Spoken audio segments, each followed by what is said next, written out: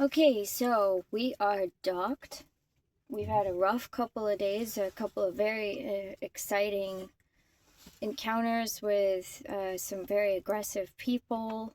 Luckily, um, this one gentleman was able to restore our faith in humanity by assisting us with use of a slip and dock power.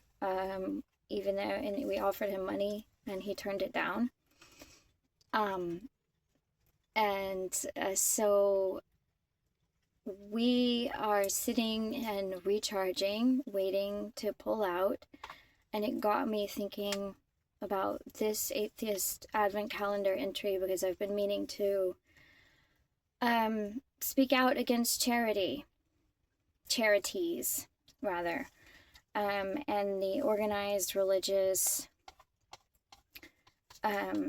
sort of safety net, indirect ad hoc safety net that we have going on in the country. You see, what this gentleman did was rise to the occasion when it was presented to him. He chose to do a random act of kindness. And I've been thinking a lot about why it's so difficult for me to be outside of my stomping grounds, my hometown where I've lived for 7 or 8 years.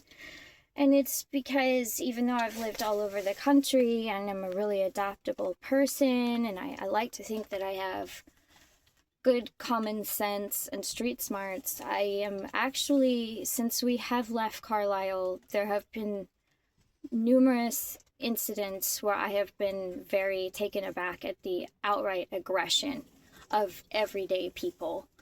And in talking to my friends and family about it, I hear echoes of this. Like, we were at the Dunkin' Donuts and I sat there and watched a woman just aggress at just over, I don't know, maybe $6 worth of discrepancies, and again and again and again. And it was hard for me to just sit there and digest my food.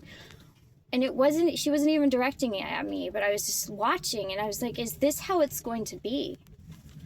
Because in your daily life, you just go about, when you're at home, and you feel safe and you're constantly presented. So being on the road is hard because we've had a couple of incidents with people where I'm just blown away.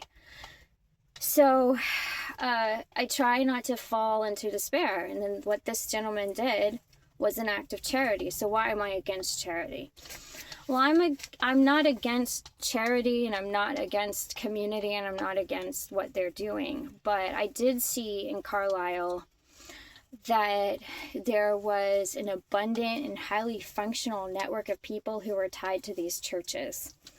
And they were fulfilling their mission and their duties by supplying the poor with food. I mean, there's a huge, very, very well-run, very well-organized food pantry.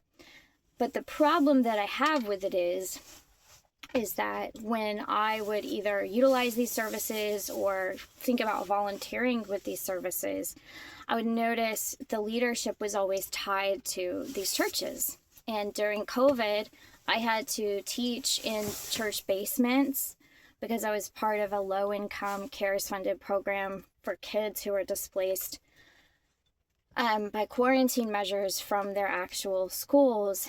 And this was before the 2020 election. And in the run-up to the 2020 election, while teaching in these church basements, I would walk up and down the halls and I would notice there would be all kinds of right-wing propaganda posted. And I knew from having attended certain services that these preachers were breaking the law. And how do I mean breaking the law? I don't mean they were doing anything criminal. But all of these churches are 501c3s under our tax code. That means that if they want to enjoy tax-exempt status, they are prohibited from explicitly political messaging in their services. And they do not abide by it. They do not abide by it. And we have to pay for that.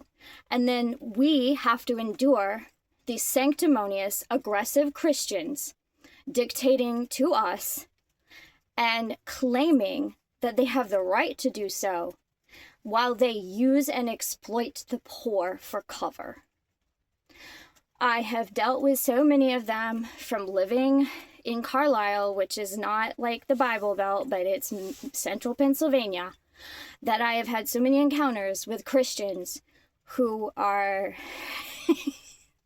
I mean, wowee, holy shit, not getting it, okay, not getting it at all, not living it, but loud, like, you know the type. So we had laws on the books. This is the sad thing. We had laws on the books that the Biden administration and previous administrations, Obama's administration, did not enforce, because this wasn't all just the Russians doing, okay? They just threw like fuel on the fire. And if you are a 501c3 tax-exempt religious organization and you break the law, you should be held accountable for that in civil court. And if you want to preach politics, but you cannot operate under the tax cover. Like, you just can't. You need to cop to what you are, which is a business that uses charity for marketing purposes.